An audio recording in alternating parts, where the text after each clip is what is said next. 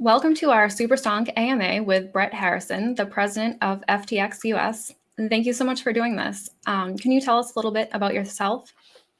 Yeah, thanks for having me on. This is going to be really fun. So I'm Brett Harrison. I'm the president of FTX US. FTX is a cryptocurrency exchange.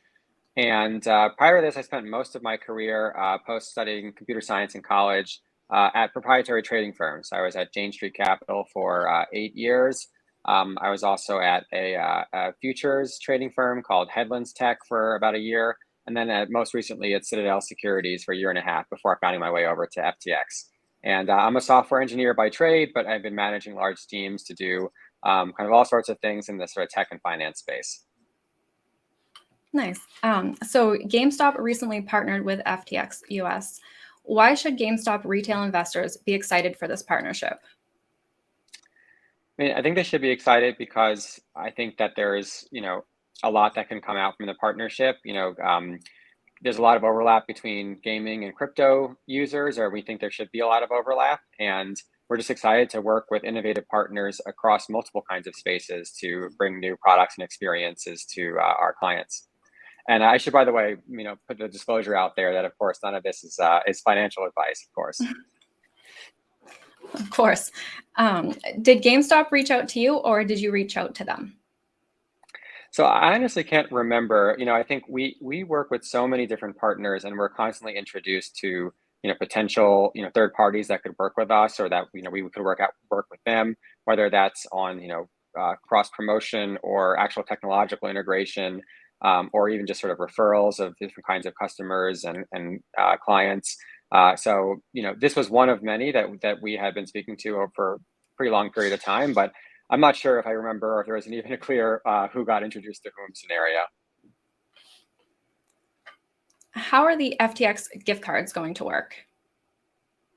Sure. So the exact details are still being finalized, but roughly the goal is for people to be able to, walk into a brick and mortar GameStop store and with the gift cards be able to fund or get some kind of credit or rewards on their FTX accounts.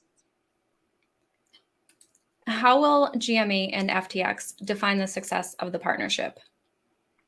So there are a lot of ways that we can define success of the partnership, and of course there are short-term KPIs for FTX, like how many people are going to use the gift cards and how many people are going to come sign up for new FTX accounts as a result of this GameStop referral and partnership. But of course we have greater plans to expand this partnership and to find innovative ways of working together. And ultimately our KPI is going to be happy customers that are engaging in new experiences, whether that's finding their way to GameStop through FTX or finding their way to FTX through GameStop.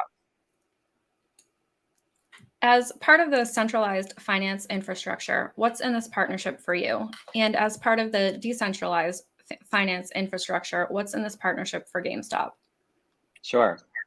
So I think that the easiest way to answer that is to talk about the role that FTX plays in the crypto ecosystem, which is that we are a regulated crypto exchange. For example, in the US, we have numerous licenses that allow us to have people engage in virtual currency transactions and money transfer. And by partnering with FTX, we get to provide sort of a combination of centralized and decentralized infrastructure for GameStop that actually works with a regulated player in the space. And so we think that's going to be enormously beneficial to GameStop as it tries to do more in the crypto space. Can this partnership mean that the Gamestop wallet will allow a seamless level 2 transfer between any fiat and coin using the FTX exchange? So right now we're on FTX. It's very easy using any third-party wallet to transfer coins to FTX and to be able to then use the FTX exchange to either easily just sort of swap one coin for another, or to do more complicated trading, limit orders, stop orders, these kinds of things on FTX. And another thing that we've been working on in the background is kind of being able to sort of connect these sort of third-party wallets directly to the interface of FTX, so that you can kind of transfer with one click. But it's very easy. Basically, you just click deposit on FTX if you want to deposit your Bitcoin, for example.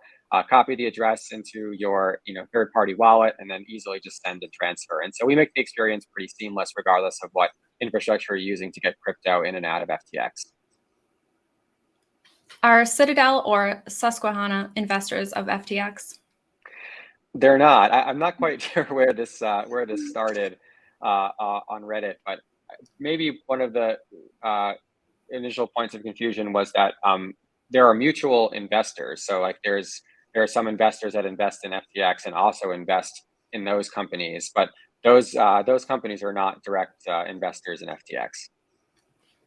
Well, thank you for clearing that up. Yeah. How does FTX approach the common criticism of not your keys, not your crypto?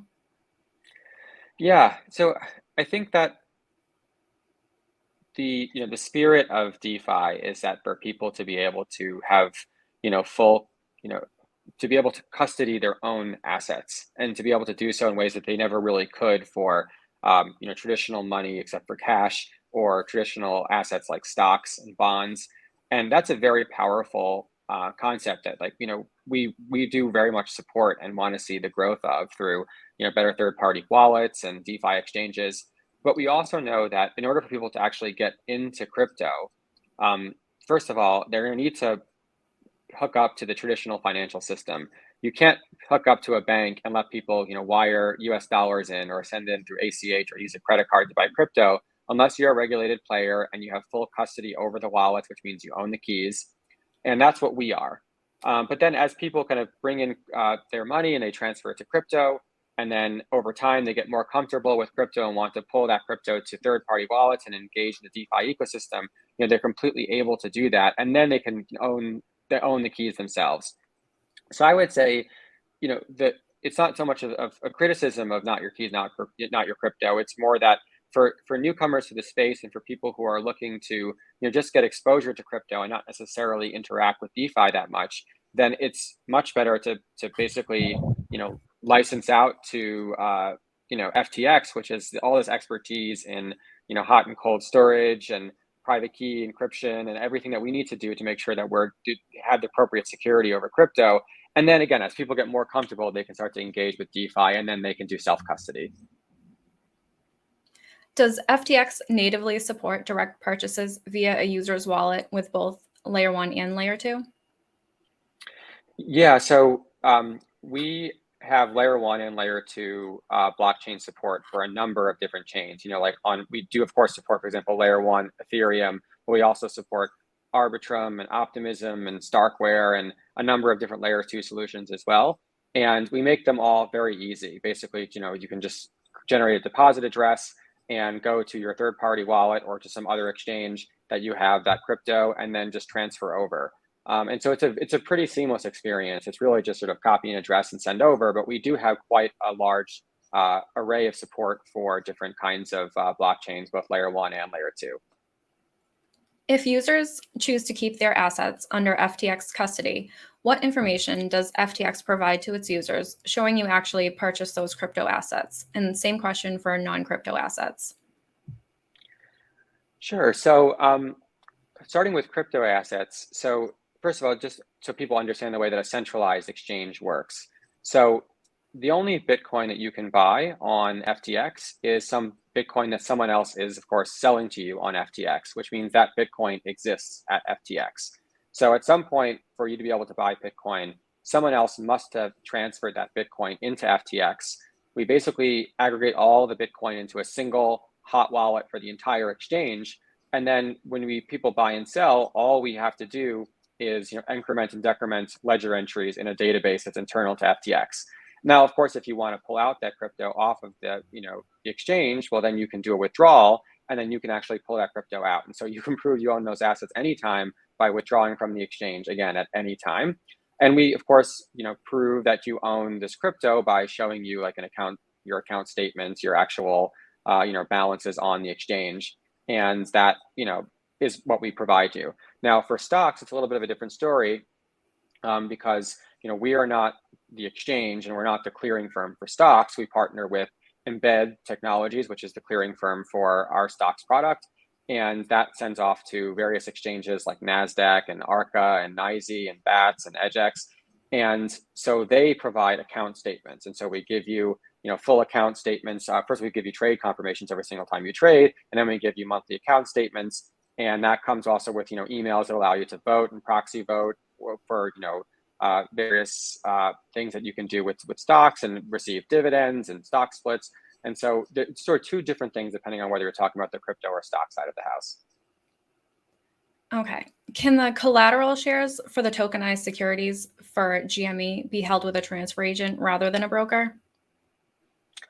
Right. So the tokenized stocks offering, just to kind of get into that a little bit. So that's only offered on FTX.com. It's only for international users, not US users. And there is a tokenized stock offering there, which is backed by a regulated German broker dealer. And those are fully collateralized tokens. So, for every, one token of, GME share, there's of GME token, there's, a GME share in that German broker dealer, and people can trade those back and forth. Trading that token back and forth does not change the location of that stock. It's always with the broker dealer. Now, you can actually onboard directly to that German broker dealer and do a conversion of that stock to share, in which case then that broker dealer, based on its capabilities, can handle sort of transferring that stock. But that's not something that people do often. For the most part, people are just buying and selling the token back and forth. And even though it's a very cool and exciting product, it really doesn't trade that much. The volumes of these tokens are very low. And we think that that's probably because the majority of interest in volume for US stocks comes from the US. And as of now, people really do prefer to sort of actually own the physical shares. So it's really not kind of a big dent in anything at this point, but it's still a very exciting and interesting product. Yeah. So actually for international investors, like those are the people who have the most problems transferring their shares to a transfer agent. So I feel like that actually could be like something that might be wanted, like if they could buy that and then have it in the transfer agent, it would just be. And our US FTX stocks offering, something we're working on for the far future is allowing for non-US customers to onboard with that broker dealer. That's something that's in the process, but that takes some time to set up properly. Okay. Can the stocks that are held, are they held in Switzerland? Because that's what I have. No, right? You just said they're at the German broker dealer. Okay. Can those stocks be lent out to third parties for shorting? No, it's a fully collateralized product. Okay. So I got a cat listener in the background there. Will a tokenized GME security help with price improvement? What are the benefits aside from same-day settlement? So price improvement. If by price improvement you mean like getting better fills than on an exchange, I'm not sure. Again, I think the liquidity in the product is still pretty low. If you mean price discovery, then yeah, I do think that's actually a very important product for price discovery. Again, if the volumes were high enough. So for example, the standard market hours for US stocks are 9:30 a.m. to 4 p.m. Eastern time. And some exchanges have extended hours, 4 a.m. to 8 p.m. But there are no exchanges that allow for trading kind of before 4 a.m. and after 8 p.m. and none on weekends. And so if there is, lots of news, at night, and that could, affect, for example, S&P 500 futures, but the stocks are not open, then there isn't price discovery in the stocks that's happening right now. And compare that to the tokenized stocks and FTX.com that are open 24/7, completely continuous trading. It does allow for some price discovery to occur, through these tokens. Another interesting product was prior to some IPOs, FTX.com listed pre-IPO tokens. So basically tokens that would, settle to the kind of convert to the actual kind of post-IPO token, after the IPO occurred. And this actually allowed for price discovery in soon to be listed stocks prior to them actually being listed. And that was a pretty exciting, proof of concept. Again, this is all not available in the US. And these things are still like low volume and mostly kind of proofs of concept, but they're still very interesting. That's very cool. Could you tell us more about your partnership with IEX? Yeah, absolutely. So we entered into a strategic partnership with IEX They're just a great partner in general. I think that we agree a lot about the philosophy about how markets should work, that market data should be free to whatever extent possible. It should be easy for people to access the exchange, via cloud services, not only having direct connection inside of co-located facilities, which can be very expensive to be able to set up. And we also believe in trying to bring as much volume to the public exchanges as possible. We think that's where like a lot of the best price discovery can happen. One of the primary reasons that we entered into a partnership with IEX was to explore the possibilities of digital asset securities. So what kind of regulatory regimes would be required for us to set up a regulated exchange in the US that's able to offer security tokens that represent sort of investment contracts or other kinds of securities. And there's a lot that needs to be figured out in terms of regulation, which we are actively in discussions about and trying to figure that out. But it's great to have a partner like IEX that already has the SEC regulated Form 1 National Securities Exchange. We have the licenses to be able to operate crypto transfer and custody and brokerage. And by partnering together, we can hopefully try to figure some of those things out for the future. Do you have plans to make your tokenized stocks ERC-20 or ERC-721 compliant? It would be really cool to be able to do so, but because of regulation, we can't move those stock like outside of regulated broker dealers. Otherwise, like if you did so, then you could transfer the stock, between third-party non-custodial wallets without requiring sort of brokerages to own and then eventually clear those stocks. So right now it's not something that we can do, but it would be cool to have that. And there are some DeFi exchanges out there that I think have derivatives of various kinds that try to settle to stock prices, which is of course different than having a full transferable and convertible tokenized stock be ERC-20 compliance. But I don't know, maybe someday, maybe there'll be the appropriate regulation in the US to allow us or other people to be able to do that. Can the tokenized security be transferred to a cold wallet? If not, is that in the works? And how would that affect the underlying stock? Right. So same thing.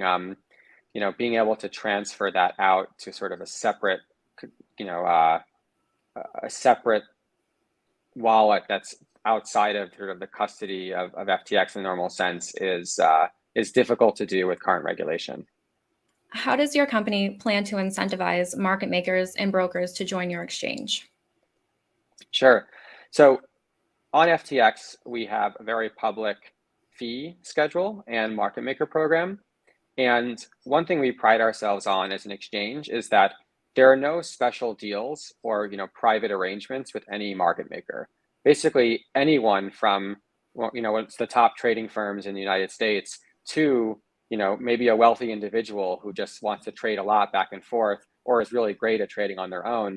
Anyone can participate in the market maker program if they basically hit the volume targets. And so, you can Google like FTX market making tiers or FTX volume tiers and see what fees that you get, for various, different volume targets. Some of them are absolute targets, like, if you trade, more than 10 million per month, you get, X fees on taker and maker side. And some of them have to do with being a certain percentage volume on the exchange. And the higher percentage you trade, the lower the costs are for your trades. And in particular, on the maker side, on the providing liquidity, sometimes that will turn into a rebate and this is very typical of equity exchanges too, like, NASDAQ, for example, where it might cost you some amount to take, but then like a negative amount to make, and you get actually paid to provide liquidity. And that incentivizes there to be significant depth on the order book, which is great for, again, price discovery and ensuring that, the retail side, which is primarily taking, is getting fair prices. Yeah, I did look that up, and it is good to see transparency. So we just have a few more questions. What's your opinion on the DTCC's attempted upgrade using a private chain and ERC tokens? So I think one very exciting development relating to blockchain technology is the encouragement of instant settlements. So with crypto, you buy crypto from someone else and you transfer it on a blockchain, And the settlement is instant. It's not T+2. It's not aggregate across all the different brokers, and maybe some of them are short and they fail. It's all instant settlement, and you have to have the Bitcoin to be able to trade. Even shorting Bitcoin on an exchange requires you to actually borrow the Bitcoin on that exchange. Like you can't sell Bitcoin without having borrowed it first from someone else who has it. And so there's every big Bitcoin trade is always backed by an actual Bitcoin on exchanges.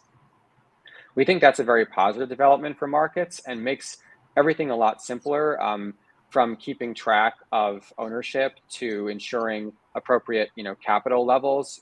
One of the main problems with GameStop Day in 2020 was brokerages owing large amounts of capital to the DTCC in order to sort of stay afloat, and not being able to do so because of tremendous volume and not being able to keep up with liquidity demands. And we very much agree that instant settlement could have alleviated much of those concerns back then. And so we're excited to see DTCC explore technologies like distributed ledger technology to be able to actually facilitate instant settlement using a very trusted solution like that. Now, of course, you don't need to use blockchains to be able to do instant settlements, but we think that this is a really good development. Is anything going on in the financial world that inspires you to produce tech on a more morally focused team? Yeah, I would say that crypto is just in general a really exciting area that's just very inspiring. I personally have worked in the trading space for so many years, and while some incredible development is happening inside of these companies, and you're working with some of the brightest people that I've ever met in my life, moving to the crypto world where everyone is very open about what they're working on, a lot of open source initiatives, people co-investing, even like direct competitors investing in each other, everyone talking about what they're doing publicly on Twitter and other social media. It's inspiring, and it sets the stage for a different financial world where people are working together in a more positive some way to bring about real change to market structure, to access for retail customers and everything in between. And so that really excites me, that we have a front row seat to this great technological development that we think is going to democratize access to finance. What, if anything, are you personally doing to prevent subordinate abuse in the workplace environment? So I think, maybe I'll answer that in the more positive way, which is, what do we do at FTX to encourage a very positive culture with respect to all levels of our company? We pride ourselves in having a very small workforce where, everyone is really playing a part, and we have a very flat organization, a very flat team. And, every single person is extremely valuable at the company, and they know that they're valued very highly. And so we have this very high functioning team, an in-office culture, a very flat work environment, no one with like private offices and things like that, and, minimal titles. And I think that all really helps sort of the culture feel like everyone's on the team together, and then no one's being, treated in some way that's different just because maybe they're new or they're more junior or they have a different role. Everyone in the company, regardless of what department you're in, has a critical role to play, and we all really believe that and are on the team together. Awesome. So that's all our questions. Thank you so much for doing this. Is there anything that we didn't ask that you'd want Superstonk to know? No, it's a pleasure getting to answer all these questions with you guys. And yeah, thanks for all the great suggestions. And yeah, contact me anytime if anyone has any more questions. Awesome. Thank you so much. Thank you.